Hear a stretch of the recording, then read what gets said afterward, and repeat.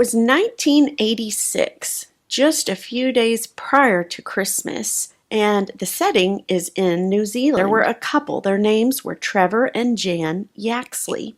And they worked in a ministry, and they were putting on this evangelical rally for hundreds of teenagers. And by the time it was over and they were walking outside, it was dark. It was pouring rain, and the winds, they were just blowing like crazy. Their children were 16-year-old David and 13-year-old Rebecca. And they had left the rally 1 hour prior to Trevor and Jan. As they reach what is called Dome Valley, they see sirens, lights, police barricades, and it's on this bad part of the road. Fortunately, the Yaxleys, they have to bury their 16-year-old son, David. 13-year-old Rebecca was not able to attend the funeral because she was still in the hospital. And 2 years after David's passing, everything was still so fresh to Trevor.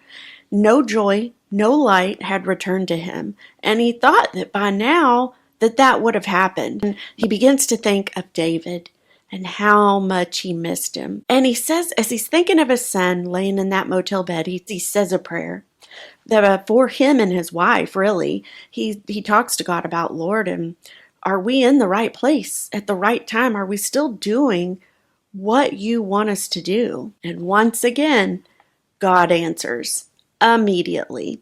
And this is what he says. Yes, you are. And by the way, tonight, I'm going to take you to heaven. Before something incredible happened, he said instantly he feels his body soaring up through the air, from sight to hearing to smelling, every sense. It was heightened. He says you didn't just smell something in heaven.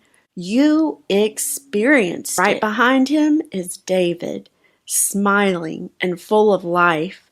Trevor says he looked perfect. You can imagine a father seeing their son like that in heaven, and all he wants to do is wrap his arms around his son and just squeeze him. But that's not what initially happened. So he says David wanted to, for some reason, play this game of chase. As he ran, he could hear humming. The flowers were actually singing praises to God. And that's when they hugged. He just looked at his son, David, and he said he just saw purity and perfection